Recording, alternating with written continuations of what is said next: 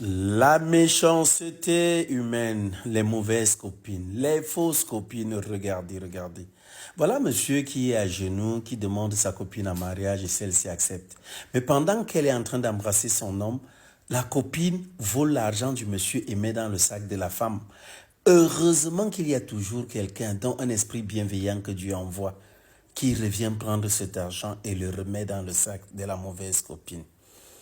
Je vous dis toujours une chose. Méfiez-vous de vos amis. Thomas Sankara a été tué par qui? Par son plus proche ami. Je vous dis, méfiez-vous des amis. Le monde est méchant. Les personnes à qui vous faites habituellement confiance sont toujours ces personnes-là qui vous trahissent. Le monsieur maintenant est en train de chercher l'argent. En fait, il s'est promis d'offrir de l'argent à sa bien-aimée après avoir eu à faire la demande en mariage. Sauf que là, il se pose des questions. Qu'est-ce que j'ai fait? Je sais que j'ai mis l'argent où? Cet argent, je l'ai mis où? C'est là où la copine dit qu'attends un peu. Attends, oh, oh, oh. Elle s'adresse à sa copine que, écoute, ce qu'il dit, rends-lui son argent. Rends-lui son argent. Parce que le monsieur est en train de dire qu'écoute, j'ai eu à prendre l'argent. La copine dit encore qu'attends. Ça veut dire quoi? Elle ne comprend pas quoi. Hein? Écoute, monsieur, écoute. Vas-y, non. Rends-lui son argent, donne-lui son argent. Remets-lui son argent, c'est comment? Son ami est dépassé, qu'attends un peu.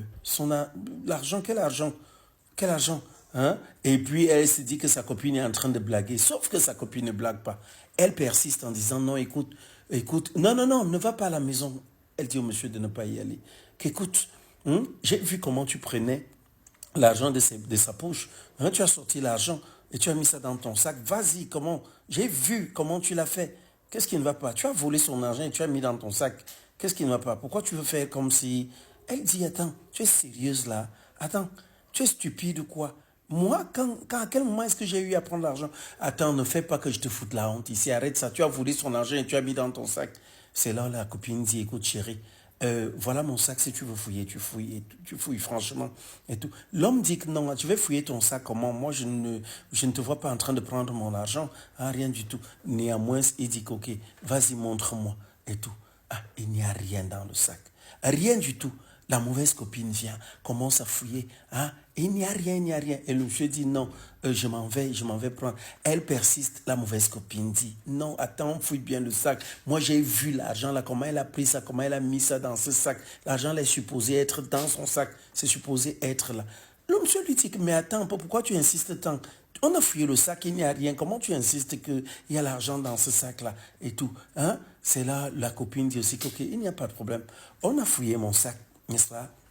La petite amie du monsieur, dont sa fiancée désormais, dit qu'on a fouillé mon sac. Vu qu'on a fouillé mon sac, fouillons aussi sa part. On ne sait jamais. Et quand on fouille son sac, qu'est-ce qu'on fait? Directement, on tombe sur cette somme d'argent.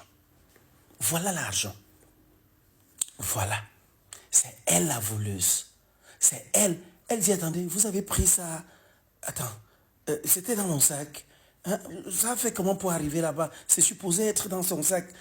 Sa copine lui dit, pourquoi tu es méchante comme ça? Pourquoi tu es si mauvaise? Comment tu peux faire ça? Donc tu voles de l'argent et tu m'accuses? Hein? Elle lui dit, non, l'argent là n'est pas supposé être dans mon sac, c'est supposé être dans ton sac. Hein? Elle lui dit, mais attends, tu te prends pour qui? Hein? Comment tu peux m'accuser à tort? Moi, tu t'en vas donc. Je peux prendre l'argent de mon mari, mon propre argent, hein, mon fiancé, pour en faire quoi? Voilà ça. Hein? Elle ne comprend pas. La sorcière, elle cherche à comprendre comment l'argent a fait pour arriver dans son sac. Et elle persiste en disant, l'argent là est supposé être dans ton sac. Franchement, c'est supposé être là-bas. Honnêtement, franchement. L'homme de dire aussi, attends, mais explique-nous comment ça a fait pour se retrouver là-bas. Ça a fait comment? Et la copine lui dit, franchement, tu voulais m'accuser à tort, mais Dieu a fait mon procès. Tu voulais m'accuser à tort, mais Dieu est allé de mon côté. Voilà ça. Hein? Et c'est là où l'homme dit qu'écoute, hein, tu vas partir, tu vas t'en aller d'ici très vite. Tu dégages de ma vue. Je ne veux plus te voir. Hein? Je ne veux pas les mauvaises copines à côté de ma bien-aimée. Et c'est là où elle lui dit que non, franchement, je ne voulais pas faire ça. Et la copine dit, écoute, pour commencer même, on va faire les choses simplement. La perruque que tu as sur ta tête, là, c'est ma perruque, non. Elle retire d'abord sa perruque. Ce fourre-tout dans ce sac que tu as, c'est mon sac.